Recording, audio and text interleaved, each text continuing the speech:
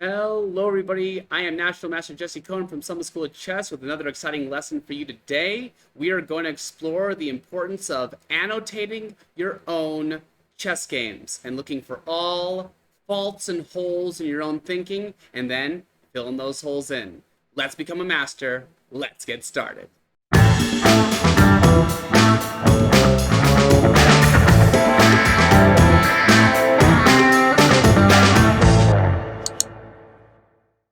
All right, everybody, let's just jump right in. What are we doing today? We are going to look at 12 moves. That's it. Your goal is to see these chess moves and then do two things. One, go back over them and annotate them. For those who don't know, annotate simply means to give your opinions on those moves. Do you think that they were good moves, bad moves? What do you think the plans were, tactics, any informative, instructional things that you think need to be brought up. And then I also want you to guess what you think the strength of these two chess players are. Once that's done, go forward in the video and find out what I think about the moves, and then what Jeremy Silman thinks about the moves. From there, you should be able to compare your annotations to our annotations and see the gaps in your own chess thinking. Here's the game. Let's look at the first 12 moves, okay?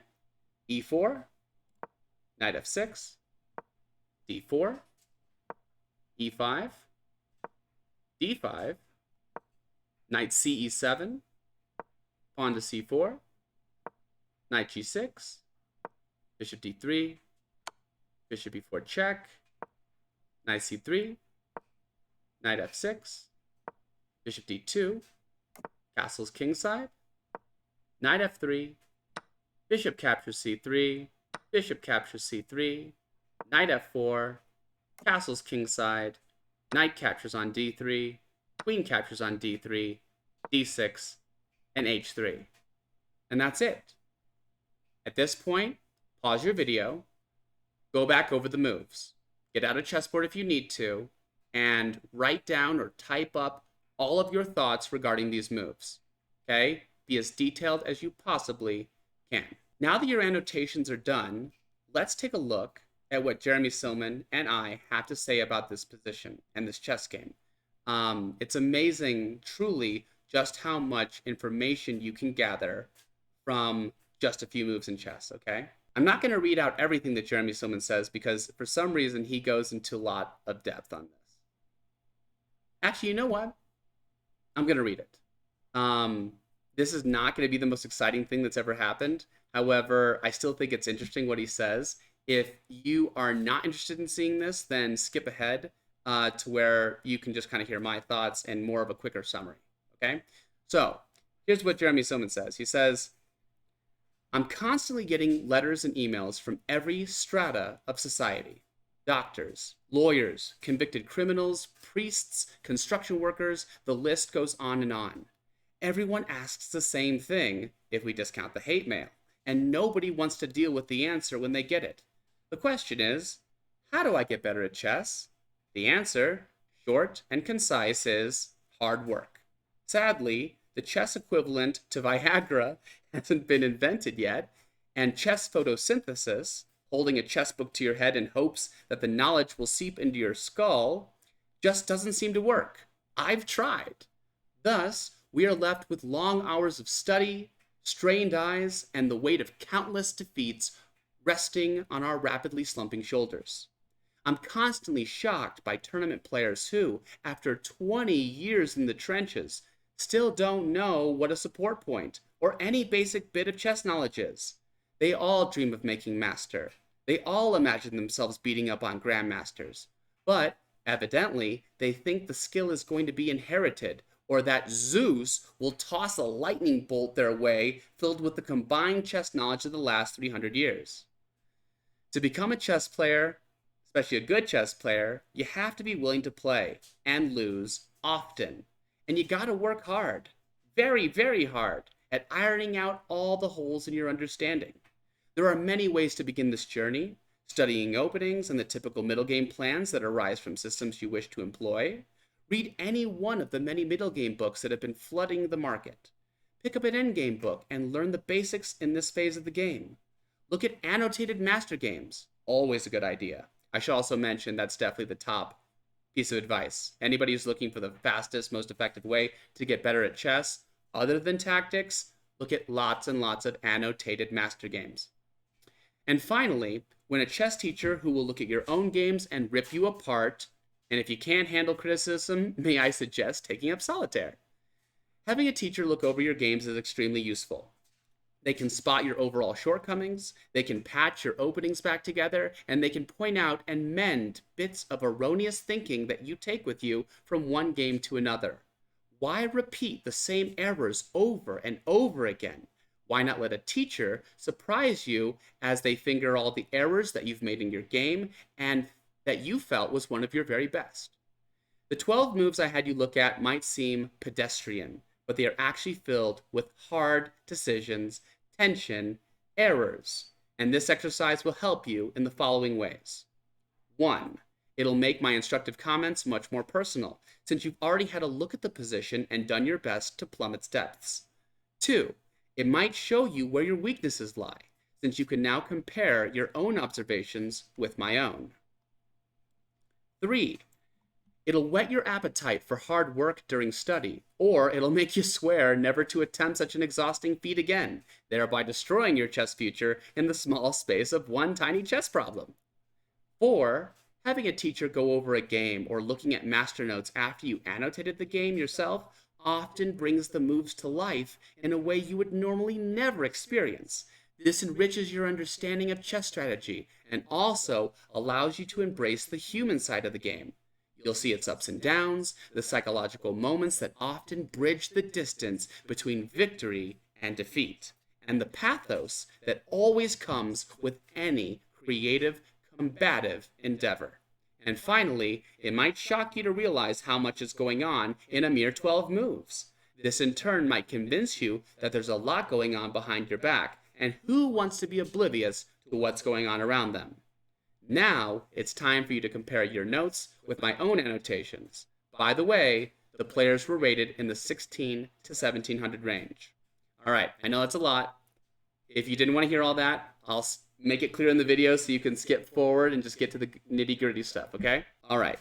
So at this point, I'm basically, just going to summarize his ideas and my ideas at the same time and just take a look, right away. So e4, knight c6. He actually paints a very interesting picture. He says, imagine that you're at a tournament and that your opponent bangs down the move knight c7, very confidently. And you get the impression that they probably have preparation behind it. He says that there is absolutely nothing wrong with simply allowing yourself to transpose back into what you've already known.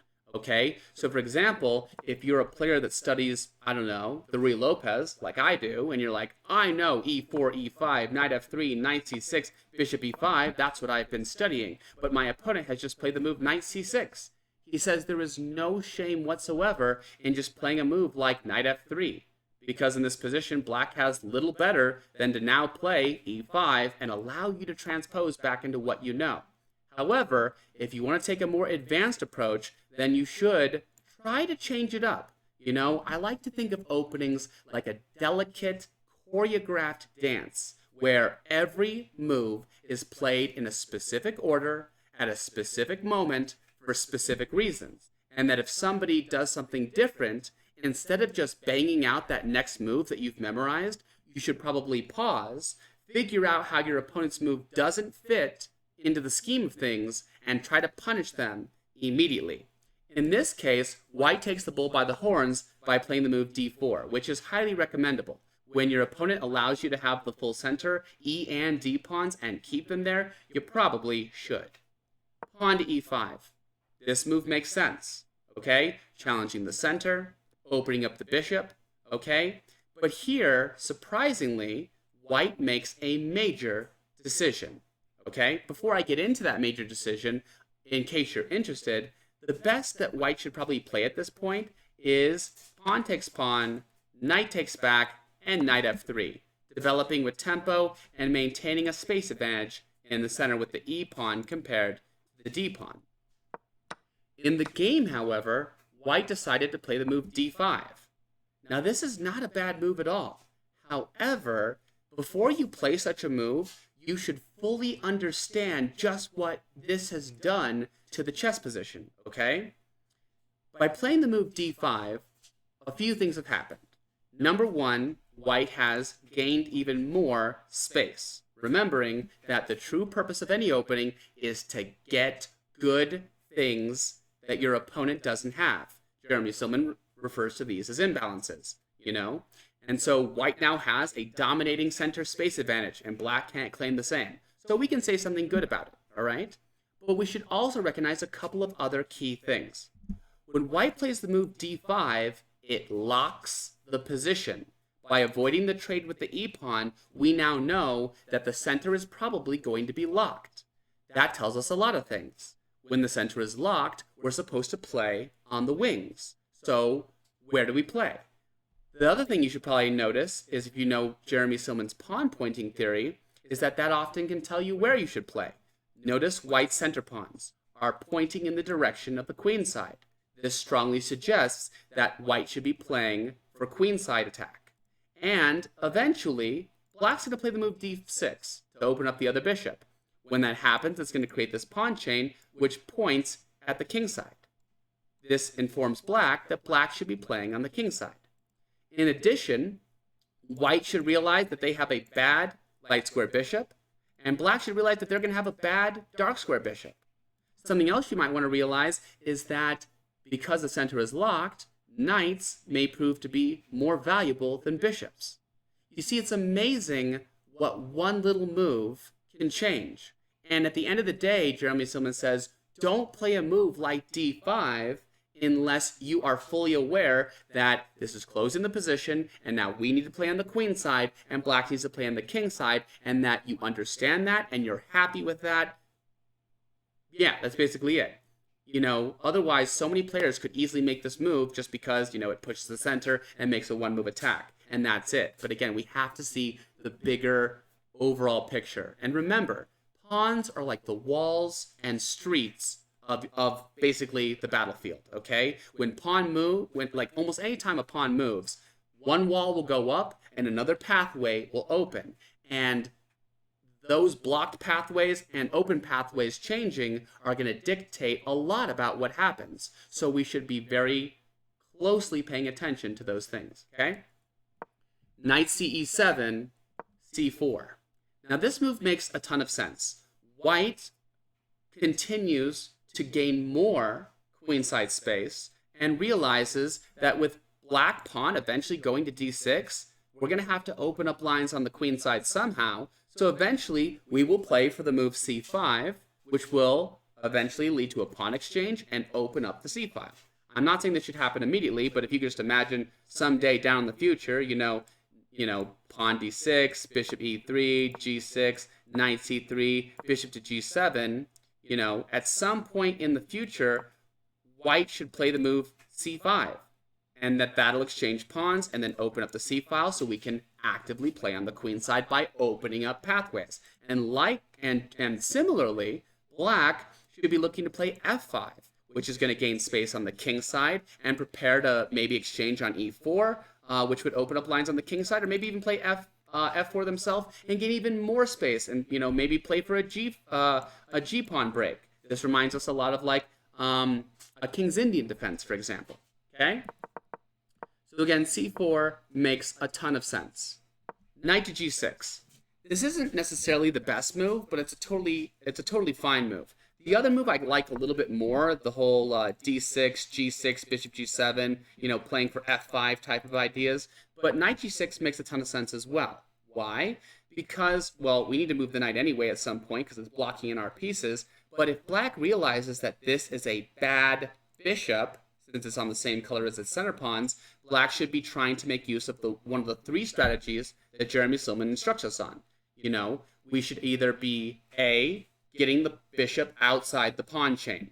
So, for example, this bishop can go to c5 or b4, so that after d6, it'll be on the outside. For example, if we play like knight c3, bishop c5, knight f3, d6, notice how our bad bishop is trapped on the inside of our pawn chain, or the inside of our pawn structure, and therefore, rather inactive, whereas this bishop is on the outside of the pawn chain and has nice open pathways. Something else he says you can do is simply trade it off. Maybe play a move like bishop to b4 check and then just trade it off. That way you don't have to deal with it.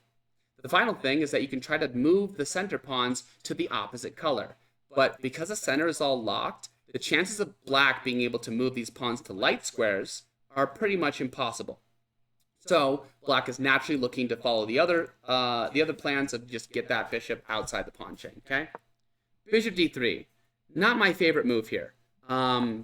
This move is a normal developing move, but what does this have to do with trying to play for a queenside attack later, or trying to interfere with black's ideas? I think a very natural move would be bishop e3 here, much stronger. This would allow the taking away of c5 so that black loses that useful square. Sure, they'll still get in the move bishop e4 check, and we can deal with that, probably with knight d2, no big deal. And it also, by giving more support to c5, it anticipates that later we will push c5, gaining more space and opening up lines there. A move like this is superb. It is focusing on improving our position, preparing for our later plans, and also interfering with some of the good moves that our opponent wants to play. Just a good move. Bishop d3, not so great. Bishop e4 check. Simple and strong. Again, this bishop needed to come out before we develop our other bishop, and it'd be terrible to lock it in unless we're actually going to be able to develop to g6 and g7, just because bishop e7 does not have much of a future at all. So again, bishop e4 check makes a ton of sense. Knight to c3. This turns out to be, in my opinion, a slight error. Some masters might actually call this a bigger error. Why? Well, like we were saying before, the center is a bit locked. This would suggest that knights might prove to be stronger than bishops. Not to mention the resulting pawn structure that could occur. And the fact that black would like, in several instances, to trade off this bad bishop, either getting it outside the pawn structure and or trading it off. So in this position, black would be well advised just to take it. Why? Because after takes in here, white's pawn structure has gotten severely hurt on the king side, or on the queen side, my bad. We have traded off a bad bishop for a knight, and, we've given, like I said, we've given some weaknesses to deal with. In this position, even though, the pawn structure points at the king side and whatnot, because of these new weaknesses, this is an outpost, this is a backward pawn, if we can open up the file, and then that'll be another double backward pawn behind it. Black might very well play for c6 and c takes d5 ideas to open up the file to go after those weaknesses, okay? Instead, I don't know. There's other possibilities here like knight to d2, trying to avoid that thing, but it might allow knight to f4. And that might be annoying, but bishop f1. And remember, in locked positions, development isn't that important since there's no way to launch quick attacks. White shouldn't be afraid of this possibility either. We're going to kick the knight back very quickly. The bishop can redevelop maybe to g2, and things will be all right. Even bishop to d2, even though this would trade off a good bishop for a bad bishop, this is probably my least favorite option of the three. Well, other than knight c3 being worse. So I guess my second favorite after knight d2. But at least this would allow basic development and playing for ideas without getting our structure hurt. Knight c3 is unfortunately just not a great move. Knight to f6. We already know that black should have played bishop takes on c3. Bishop d2. This is also not the greatest move. Why? Every time we play a move in chess, it's got to be focused on playing towards our positive aspects of the position. Again, in this position, white's biggest advantage is having a nice space advantage. And because of the closed nature, we know that we're supposed to play on the queen side. So naturally, e3 is where that bishop belongs. The bishop on d2 only serves one purpose. Please don't hurt my pawn structure, Mr. Black. It's a reactionary move. Here, knight ge2 would make a ton more sense. This allows the knight to recapture so that we don't have to worry about our pawn structure, and it still reserves the right to play bishop e3 where it belongs in the first place. Bishop to d3, bishop to d2, but I can't talk. Bishop to d2, castle's kingside, knight to f3. So again, so far so good, but again, you can really tell in this position that neither side exactly has the right idea here, because if they did, white would be playing the pieces in a way that would support c5 pushes. And black would be playing in a way that eventually supports f5 pushes. But without the bishop on e3, it's going to make playing c5 hard. And with the knight on f6, it's going to make playing f5 hard. So again, just a weird situation. Bishop takes c3. This is just not great.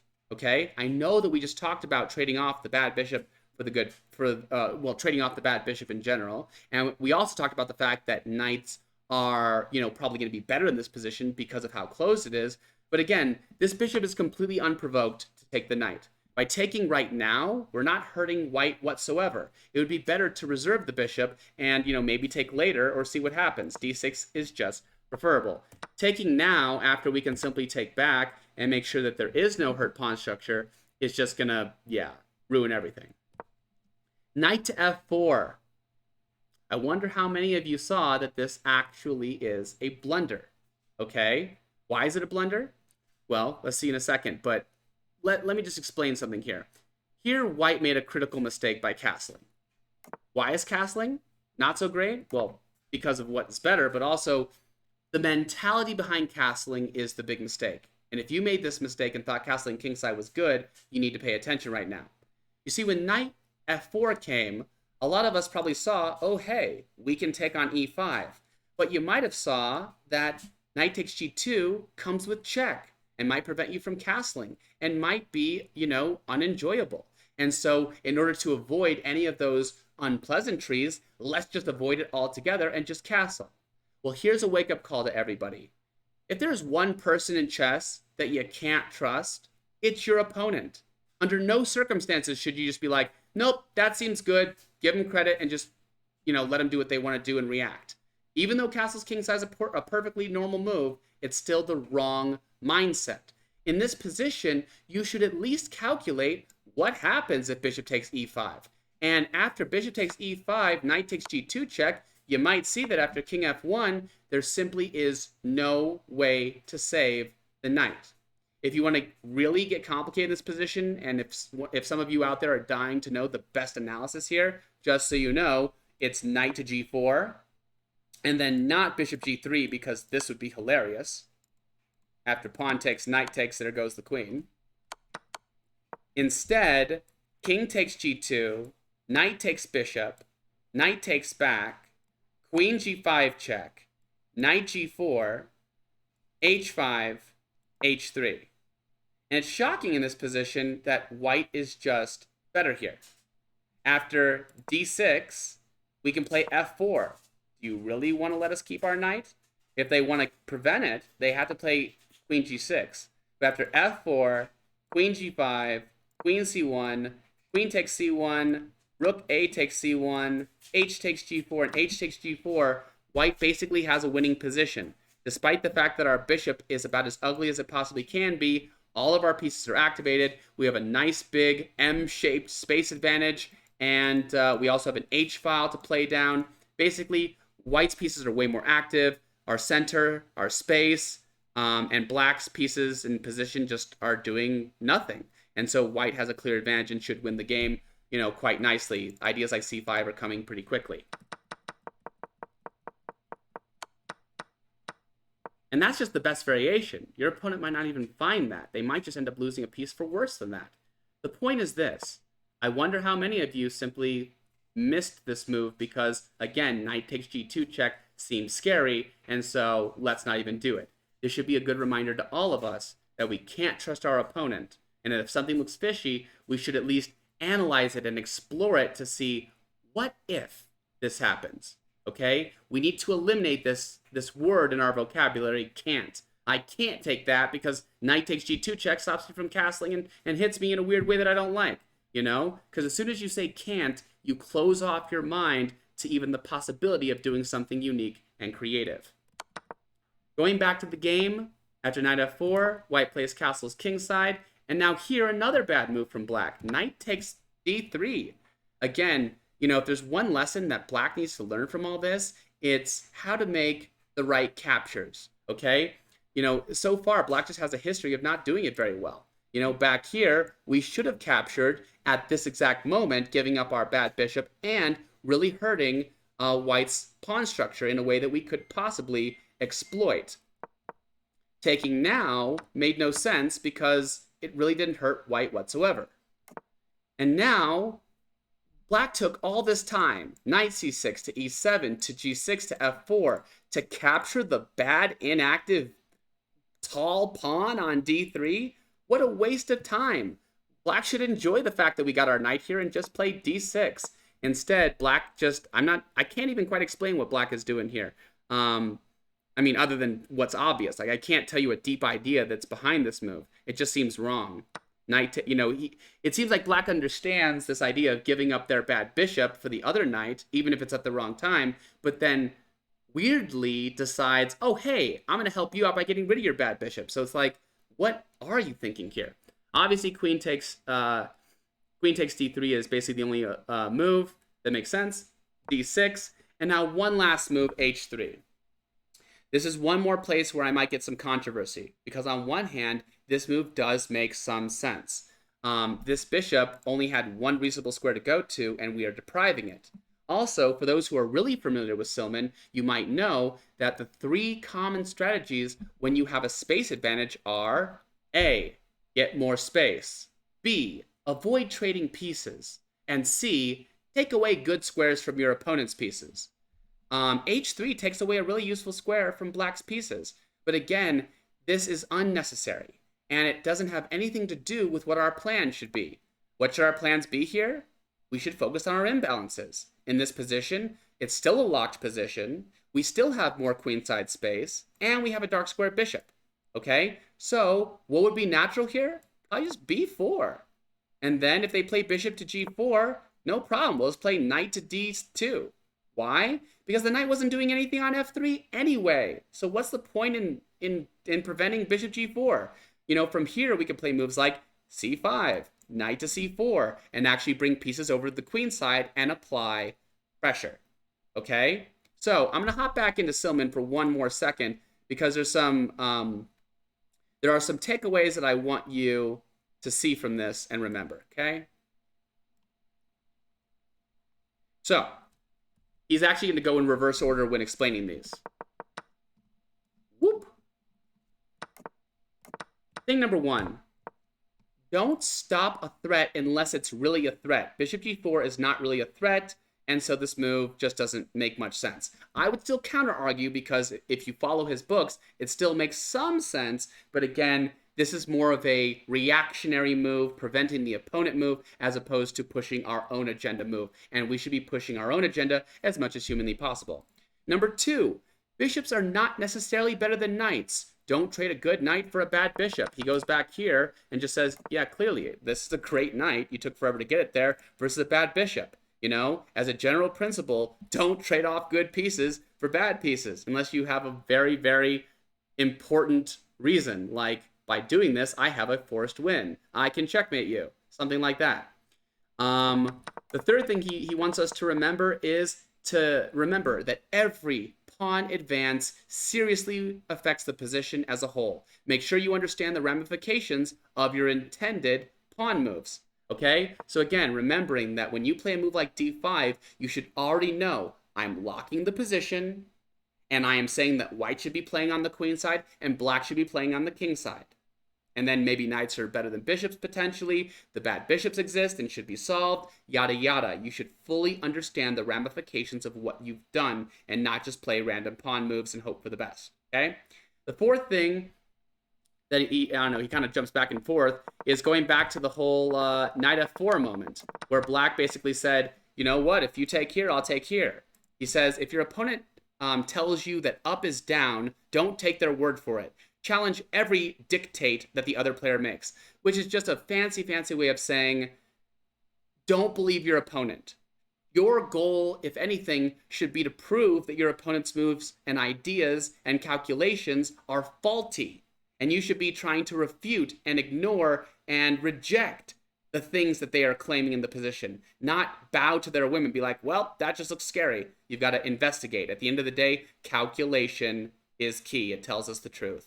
And then finally, he says this, back to the very, very beginning. He says, often psychology plays an important role in the opening choices you make. Try to avoid walking into something that your opponent knows and you don't. Again, if you're a chess punk out there and you've been preparing your Italian opening or your Ruy Lopez or some opening, and someone plays an odd move, it is totally reasonable to just play, the move that allows you to transpose back into those variations where you do have preparation and ideas, and not just go into something that is probably good, but something your opponent has clearly out prepared from you. All right?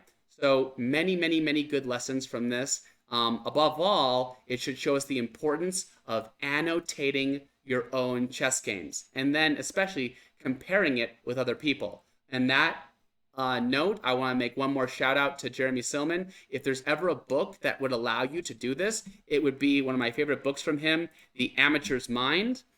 In this book, he does exactly that. He gives a position, he tells you how to think about it and make the right plan, but then he shows you other chess students with a wide variety of ranges, from 1,000 to 2,000, giving their annotations, which should allow you to compare your thoughts with the master and with the other range of players. This will allow you to find holes in your own thinking, and then, with some hard work and dedication, fix them and take your game to the next level. All right, I think that's a lot for today. I'm National Master Jesse Cohen. This is Summit School of Chess. Thank you for watching. Please hit the subscribe button and all the other things that people are supposed to do when they, support a channel, please. And I love you guys a lot. And I'll see you later. Bye! Oh yeah, dance with me. Oh yeah, you want to dance with me.